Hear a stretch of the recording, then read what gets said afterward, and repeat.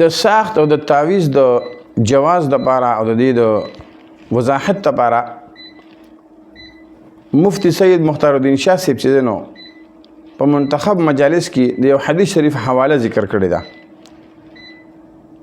هغه د حسن حسین د کتاب په حواله سره یو حدیث ذکر کړی چې پیغمبر علیه الصلاۃ والسلام ارشاد فرمایي چې کوم سړی لوستل نشي کولی یعنی ویل نشي کولی نو هغه دپاره ولیکي یا هغه د ځان ته ولیکي یو څه کلمات ته ولیکي په غاړه دې واچوي یا ځان سره دې کیدي. نو دې نه دا معلومه شو چې دا تعویض کې اصل شی هغه دعا هغه مخصوص دعا ده هغه مخصوص آیت دی دغه مقصد دپاره نو د هغې اصل کې لوستل دي او بیا په ځان باندې چوف کول دا اصل شی دی. دا غاړه کې اچول دا اصل نه دی بلکې دا د هغې کسانو دپاره جایز دی او د هغې کسانو دپاره دا پکار دی او مناسب دی چې کوم کسان لوستل نشي کولی لکه ماشوم دی نو دا ماشوم اوس ګوره لوستل نشي کولی بې تعلیمه دی نو دله ښې ده په کاغذ ولیکه او په غاړه کې ورته واچوه. دغه رنګه یو داسې ناواقفه او بې تعلیمه انسان چې د سره هغه کلمات دغه په خوله راځي نه که ستاسو خیر بعض خلک د سره کلمه هم نشي ویلی پوره طریقې سره موږ سبق کې هم ته غلطي کېږي نور وظایف خدای به طریقه اولا نشي ویلی نو د دې کسانو دپاره که سړی یو تعویض ولیکي او دی داسې په غاړه واچوي نو د حسن حسین کتاب په حواله سره چې کوم حدیث شریف ذکر شوی دی نو د هغې په رڼا کې د لپاره بالکل دا شی یعنې ټیک دی. خو اصل کې د خلکو ذوق او شوق د دې کلماتو سره او د وظایفو سره او د اعمالو سره ختم شوی دی. که یو مولانا صاحب یو کس ته څه وظیفه ورکړي چې یاره مثلا د سحر جادو دپاره فلما القوا قال موسی ما جئتم به السحر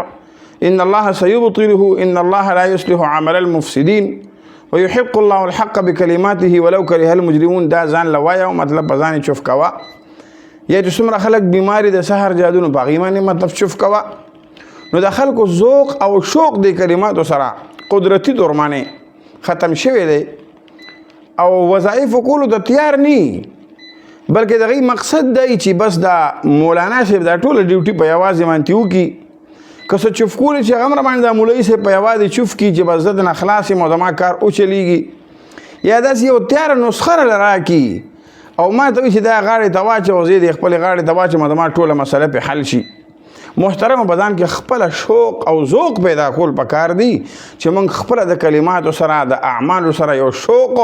او محبت پیدا کړو. که بالفرض یو سړي ته یو مسلې د هغې مسلې د حل لپاره هغه کلمات وایي په ځان یې چوف کړي هېچا څخه د تلو ضرورت نشته یو ملا څخه هم د تلو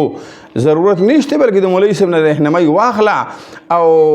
په هغه طریقې سره ته چې کوې هغه اعمال وکړه الله پاک به ستا مسایل حل کړي. لیکن د ذوق او د شوق د کمی د وجې نه د اعمالو سره بیا خلک خامخا علما کرامو څخه ځي نو بد نشي نه بیا دا هم صحیح ده چې په دې طریقې علاج وشي. خو به هر کیف اصل شی د دې هغه ځان کې شوق پیدا کول دي. بیا پیر مختار الدین شاه صاحب فرمایي چې ما څخه داسې یو ورځ یو سړی راغی یو پهلوان چې هغه به کشتي کوله نا پهلوان وایي چې حضرت ما داسې یو تعویض راکړه چې زه په دې کشتۍ کې لږ تکړه شم او زه غالب راشم. نو ما یې تپوس وکړه چې ستا مقابله کې څوک مسلمان خو نشته که نه بل پهلوان چې تا سره مقابله کوي که بل ستا مقابله کې یو مسلمان وي نو بیا خو تعویض نه در کوم د غالب کېدو دپاره